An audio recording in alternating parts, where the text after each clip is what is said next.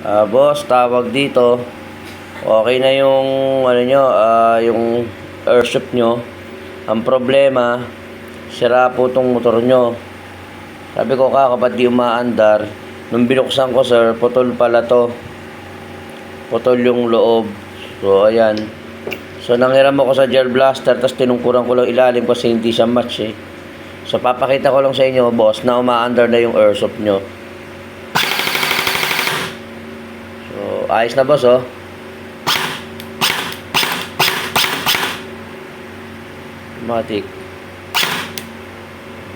Automatic, baba. Ito yung switch eh.